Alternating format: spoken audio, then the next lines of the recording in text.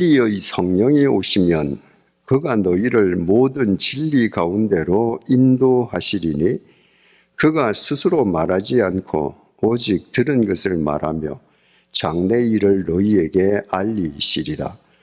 그가 내 영광을 나타내리니 내 것을 가지고 너희에게 알리시겠습니다. 성령님에 대해서 지금 14장, 16장에서 중요한 가르침을 주셨지만 또 중요한 가르침을 주십니다. 13절 상반절. 그러나 진리의 성령이 오시면, 성령님의 명칭을 보혜사, 지킬보, 은혜, 해, 스승사, 조력자, 또 위로자, 상담자, 대언자, 그런 분이신데 주님께서 바로 그 성령님이 진리의 성령이라는 겁니다. 그런데 그분만 진리의 성령이시고 우리에게 임하셔도 니네들은 구경해, 내가 진리를 너희들에게 보여줄게, 그게 아니라 진리의 성령이 오시면 그가 너희를 모든 진리 가운데로 인도하시리니, 진리의 성령이 우리로 하여금 진리 가운데에서 살게 해주신다는 겁니다. 여러분, 누가 성령 충만한 사람입니까? 청산유수같이 기도하는 사람? 밤을 새워서 금식 기도하는 사람? 아닙니다. 진리 가운데 있는 사람입니다. 진리 속에서 살아가는 사람입니다. 왜? 성령님의 역사 속에 있지 않고서는 죄성을 가진 인간은 절대로 진리 속에 살 수 없기 때문입니다. 그러면 우리가 진리의 성령의 인도로 진리 속에서 살아간다는 것은 무엇을 의미하는가? 첫째로, 그가 스스로 말하지 않고, 여러분, 진리의 사람, 진리 속에서 살아가는 사람은 절대로 스스로 말하지 않습니다. 이걸 예전 개역 성경은요, 그가 자의로 말하지 않고, 세 번역은요, 자기 마음대로 말하지 않고 이랬습니다. 그러니까 진리 안에 있는 사람은 스스로 말하지 않는다는 것, 함부로 말하지 않는다는 거예요.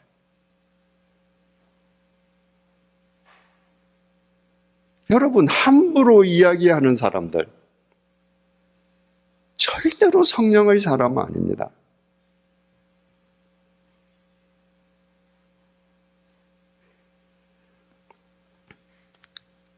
마태복음 12장 36절에서 37절 주님께서 이렇게 말씀하십니다. 한번 들어보십시오. 내가 너희에게 이르노니 사람이 무슨 무익한 말을 하든지, 사람이 어떻게 함부로 말을 짓거리든지, 이 말입니다. 심판날에 이에 대하여 신문을 받으리니, 사람이 함부로 말한 말에 대해서 심판날에 하나님 앞에서 규명해야 할 것이니, 여러분이 함부로 하는 이야기는 주로 어떤 이야기입니까? 누구 비방하고 누구 욕하고 잘 알지도 못하면서 누구 모함하는 말 들었던 거 전하고 이런 얘기 아닙니까? 심판날에 하나님 앞에서 해명해야 된다는 거예요. 너 왜 그때 그런 말 했니? 내 말로 의롭다 함을 받고 내 말로 정죄함을 받으리라. 네가 의로운 사람이라는 거 딴 걸로 드러나지 않아. 네 말로 드러나. 네가 죄인이라는 건 뭘로 드러나는 줄 아니? 네 말로 드러나. 왜 그렇습니까? 말이 곧 인간의 인격이고 그 사람의 실상이기 때문입니다. 철학자 하이데거는 말은 존재의 집이라고 했습니다. 한 존재가 어떤 존재인지는 말로 드러난다는 겁니다.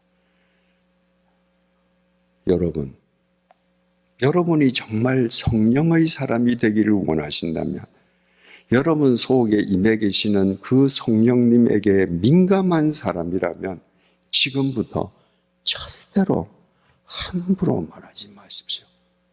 하나님 앞에서 해명해야 될 것입니다. 여러분 말로 하나님께서 의롭다 하시고 여러분이 한 말 때문에 여러분들이 정죄함을 받을 것입니다. 진리 가운데에 있는 사람은 진리의 사람답게 말해야 합니다. 잠언서 18장 4절입니다. 명철한 사람의 입의 말은 깊은 물과 같고 지혜의 샘은 솟구쳐 흐르는 내와 같으니라. 진리의 사람의 말은 깊은 물 같아. 얕은 물은 촐랑거려요. 깊은 물은 사람을 살리는 깊은 생명의 힘을 갖고 있습니다. 주님께서 요한복음 7장 38절 39절 상반절에서 이렇게 말씀하셨습니다. 나를 믿는 자는 성경의 이름과 같이 그 배에서 생수의 강이 흘러나오리라 하시니 이는 그를 믿는 자들이 받을 성령을 가리켜 말씀하신 것이라. 주님께서는 사람이 성령을 받는 것을 가리켜서 그 사람의 배에서 생수의 강이 터진다고 말씀하셨습니다. 여러분, 우리말 표현을 잘 생각해 보십시오. 저 공무원은 뇌물을 받아 먹어 그래요. 여러분, 뇌물이 음식입니까? 아닙니다. 받아 먹는다 그래요. 저 사람은 뱃속이 시커매 그래요.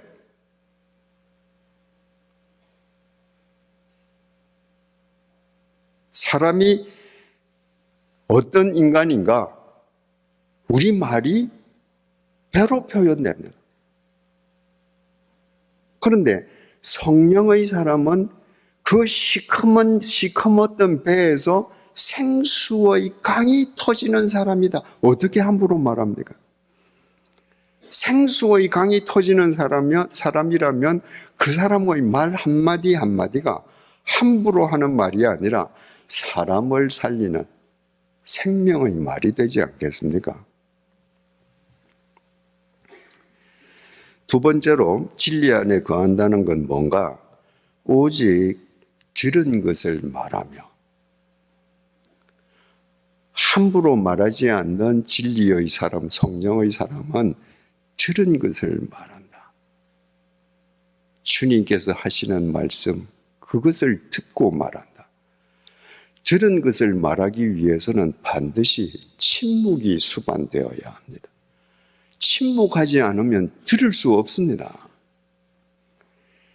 여러분, 전 세계 모든 고등 종교에 침묵의 기도가 있습니다. 개신교만 없습니다. 개신교 교인한테 묻습니다. 기도가 뭡니까? 답은 다 알아요. 하나님과 대화합니다. 그런데 개신교 교인들이 하나님과 대화합니까? 대화하려면 내 말을 하고 하나님의 말을 들으려고 해야 돼요. 개신교인들은 일방적으로 하나님께 명령합니다. 듣지 않습니다. 내가 들은 만큼 내공이 쌓입니다. 개신교인들은 모여서 주여 삼창하고 기도하고 합심 기도하고 하는데 살아가는 모양은 빈 깡통과 같습니다. 침묵이 수반되지 않은 말은 바람에 날리는 겨와 같습니다. 말의 무게는 침묵에서 나옵니다. 여러분이 성경을 한 구절을 읽었으면 눈을 감고 묵상해야 합니다. 그 구절을 통해서 하나님께서 내게 요구하시는 것, 그 구절 앞에서 나의 삶은 어떤지 나의 삶을 반추하면서 입을 다물고 들어야 합니다. 그 침묵이 하루하루 나를 진리의 사람으로 세워가는 것입니다. 세 번째로, 장래 일을 너희에게 알리시리라. 진리의 사람이 되면요, 진리 안에 거하면 성령님께서 계속 장래 일을 우리에게 알려주십니다. 이건 성령님께서 쪽집게 예언가처럼 우리에게 무슨 점쟁이처럼 이야기해 주신다, 그런 게 아닙니다. 아까 심판의 대원칙이 갈라디아서 6장 7절, 사람이 무엇을 심든지 심은 대로 거두리라 라고 말씀드리지 않았습니까? 사람들은 대개 목전만 봐요. 내 속에서 욕망이 끌어오르면 끌어오를수록 사람은 근시안이 됩니다. 앞에만 봐요. 지금 이거 하면 10만 원 생기지? 이거 또 이렇게 하면 100만 원 생기지? 앞만 봅니다. 진리 안에 내가 거하면, 성령님께서 내 속에 계시면 내 눈이 멀리 보게 하십니다. 그래, 너 지금 그렇게 해서 100만 원 벌 수 있지. 근데 그렇게 야합해서 100만을 벌어서 너 1년 후에 후회 안 하겠니? 너 1년 후에 하나님 앞에서 네가 괴로워하지 않겠니? 내가 이거 정말 하기 싫어요. 그런데 장래 미래를 보게 해주십니다. 네가 저때 기쁨으로 단을 거두려면 너 지금 울면서도 이거 뿌려야 되지 않니? 네가 괴롭더라도 지금 이 밭을 갈아엎어야 되지 않니? 봐라, 저기 가을에 추수하는 네 모습을 보거라. 성령님께서 우리에게 장래를 보게 해주심으로 오늘 내가 고통스러워도, 오늘 내가 힘들어도 우리는 진리의 길을 뚜벅뚜벅 걸어갈 수 있고, 우리 인생이 끝나는 그 지점에서 우리는 승리자가 되는 겁니다. 네 번째로 14절입니다. 그가 내 영광을 나타내리니 내 것을 가지고 너희에게 알리시겠습니다. 진리의 성령이 오시면 우리를 진리 가운데 거하게 하시고, 그 성령님께서 주님의 영광을 나타내리니 주님의 것을 가지고 너희에게 알리시겠습니다. 이 가운데에 빠진 번역이 있습니다. 헬라어 원문 성경에는요, 그가 내 영광을 나타내리니 그 다음에 왜냐하면 이 접속사가 붙어 있습니다. 그래서 이 헬라어 원문을 쉽게 번역하면 이런 말입니다. 보혜사 성령은 나를 영광되게 하실 것이다. 왜냐하면 그가 나의 것을 받아서 나의 것으로 너희에게 알려주실 것이기 때문이다. 여러분, 성령님과 주님은 분리되지 않습니다. 우리가 믿는 하나님은 삼위일체 하나님이십니다. 그러므로 성령님은 성부 하나님의 영인 동시에 성자 하나님의 영이시기도 합니다. 그래서 이 성령님께서는 성자 하나님의 것만을 우리에게 보여주시니까 그분을 통해서 성자 하나님의 영광만 드러나는 것입니다. 그럼 어떤 사람이 성령 충만한가? 어떤 사람이 진리 안에서 살아가는가? 일거수일투족을 통해서 그의 삶이 주님만 투영함으로 그의 삶이 하나님의 영광을 드러나게 하는 사람입니다. 어떤 삶이 이런 삶을 살 수 있을까요? 주 예수님께서 십자가에서 흘리신 그 보혈로 내가 당해야 할 하나님의 심판이 패스오버 되었음을 믿음으로 그 하나님의 빚진 사랑을 사람들에게 갚기 위해서 주님을, 제자들의 발을 씻어주신 주님을 본받아서 사람들의 밑에서 타페이노스, 아랫가지로 살아갈 때 그 낮은 곳에 주님께서 그와 함께 임하심으로 그를 통해서 주님의 영광만 드러나게 되는 것입니다. 성령님께서 우리 속에서 그렇게 해주신다는 거예요. 그러면 여러분, 제가 하나 질문을 하겠습니다. 주님께서 가르쳐 주신 이 성령님에 대한 설명의 바탕으로 볼 때 우리 한 사람 한 사람은 성령의 사람입니까? 아닙니까? 아직 아니라고 생각되시면 오늘 이 밤부터 주님께서 가르쳐 주신 대로 우리는 성령의 사람으로 우리의 삶을 가꾸어 가야 합니다. 그것이 우리 코끝에서 호흡이 멎는 순간에 후회 없는 일생이 됩니다. 어제 우리가 주님께서 만찬 석상에서 주셨던 마지막 유훈의 말씀을 보지 않았습니까? 요한복음 16장 32절, 보라, 너희가 다 각각 제 곳으로 흩어지고 나를 혼자 둘 때가 오나니 벌써 왔도다. 그러나 내가 혼자 있는 것이 아니라 아버지께서 나와 함께 계시느니라. 아버지께서 나와 함께 계시느니라. 하나님은 영이시잖아요.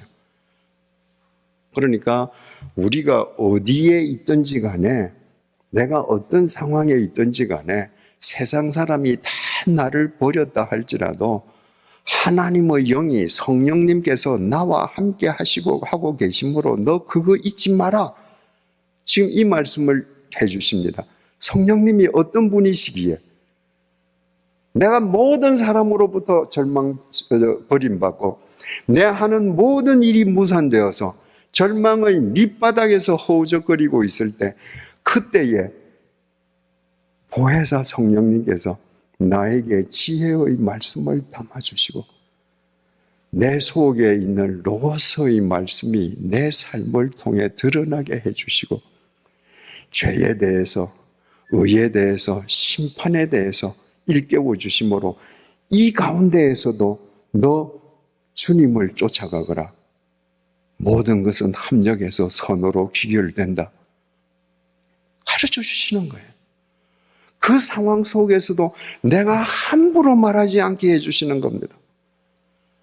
내가 이 상황 속에서 어떻게 해야 할 것인지 주님의 말씀에 귀를 기울이게 해주시는 거예요.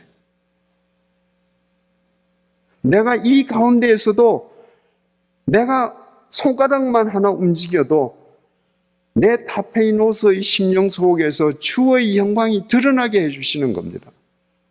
그 주님께서 나와 함께 계신다면 내가 무서워할 게 뭡니까, 여러분? 내가 두려워할 게 뭡니까?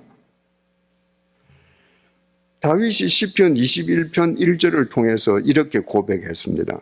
여호와는 나의 빛이요 나의 구원이시니 내가 누구를 두려워하리요? 여호와는 내 생명의 능력이시니 내가 누구를 무서워하리요? 사도 바울 선생은 고린도후서 3장 17절을 통해 이렇게 말합니다. 주는 영이시니 주의 영이 계신 곳에는 자유가 있느니라. 하나님의 영, 성령님이 계신 곳, 내가 나와 함께 하신 성령님만 내가 의식하면 내가 어떤 상황이든지 나는 자유한다. 왜? 이 세상 무엇도 나를 속박할 수 없어. 나는 혼자가 아니라 주님의 영이 나와 함께 하셔. 그분이 이 순간을 거쳐서 모든 것이 합력해서 선을 우르는 미래가 나의 한 걸음 한 걸음 다가오게 하는 것을 보게 해주셔. 여러분, 그런 성령의 사람이 되기를 바랍니다.